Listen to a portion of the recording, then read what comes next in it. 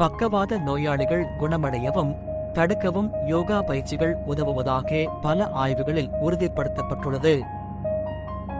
குறிப்பாக பக்கவாதத்தால் பாதிக்கப்பட்டவர்கள் அல்லது பக்கவாதம் ஏற்படும் அபாயம் உள்ளவர்கள் தைசி, யோகா போன்ற நினைவாற்றலை அதிகரிக்கும் பயிற்சிகளை செய்ய மருத்துவர்கள் அறிவுறுத்துகின்றனர்.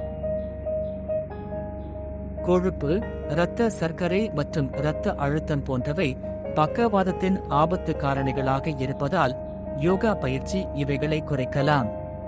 இதைத் தவிர உருளைக்கிழங்கு, வாழைப்பழங்கள், தக்காளி, திராட்சை, முலாம்பழம் மற்றும் சோயாபீன்ஸ் போன்ற பொட்டாசியம் நிறைந்த உணவுகள் பக்கவாதத்திற்கான முக்கிய ஆபத்து காரணியாக உள்ள இரத்த அழுத்தத்தை சீராக பராமரிக்க உதவுவதால் நோயாளிகள் சாப்பிட பரிந்துரைக்கப்படுகிறது. அதிக கொழுப்புள்ள உணவுகளை தவிர்க்கவும், ஏனெனில் அவை தமனி அடைப்புகளை ஏற்படுத்தக்கூடும். உப்பு அதிகம் உட்கொள்ளுதல், பதப்படுத்தப்பட்ட உணவு ஆகியவற்றை தவிர்ப்பது நல்லது. பின்வரும் யோகாசனங்களை தொடர்ந்து செய்தவன் மூலம் பக்கவாதத்தை தடுக்கவும் பக்கவாதத்தில் இருந்து மீளவும் உதவுகின்றன. வஜ்ராசனம். தரையில் விரிப்பை விரித்து 2 கால்களை மடக்கி அதன் மீது அமர வேண்டும். பாதங்களின் மேற்பரப்பு தரையில் படும்படியும் கைகளை தொடையிலும் வைத்துக் கொள்ள வேண்டும். மூச்சை சீரான அளவில் இழுத்து வெளியேற்ற வேண்டும். இடுப்பில் இருந்து பாதம் வரை உள்ள வஜ்ரநாடி அழுத்தப்பட்டு உடலுக்கு தேவையான சக்தியை இந்த ஆசனம் அளிக்கும். சுகாசனம். சுகாசனம் என்பது முதுகெலும்பை நேராக வைத்து நிமிர்ந்து உட்கார்ந்திருக்கும் போது உள்ளங்கைகளை முழங்கால்களில் வைக்கவும். இடது காலை மடக்கி வலது தொடையின் உள்ளேயும் வலது காலை மடக்கி இடது தொடையின் உள்ளேயும் வைக்க வேண்டும். சுவாசத்தை சீராக இழுத்து வெளியேற்ற வேண்டும். தண்டாசனம்.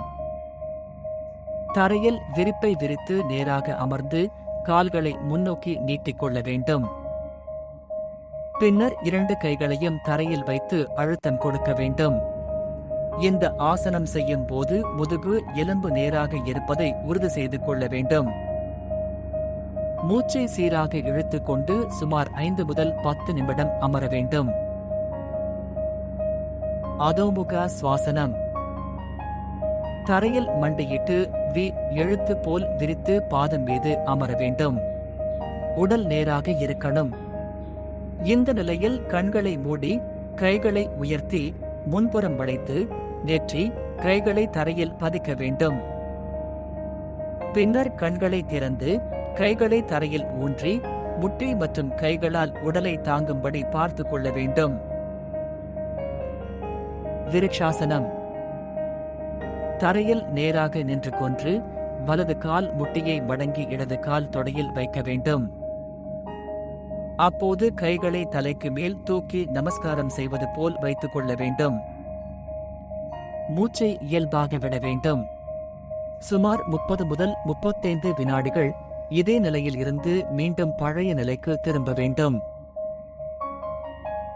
பக்கவாதத்தால் பாதிக்கப்பட்டவர்கள் மீள இந்த ஆசனங்கள் உதவும். ஆனாலும் மருத்துவரின் ஆலோசனைப்படி மேற்கொள்வது அவசியமாகும்.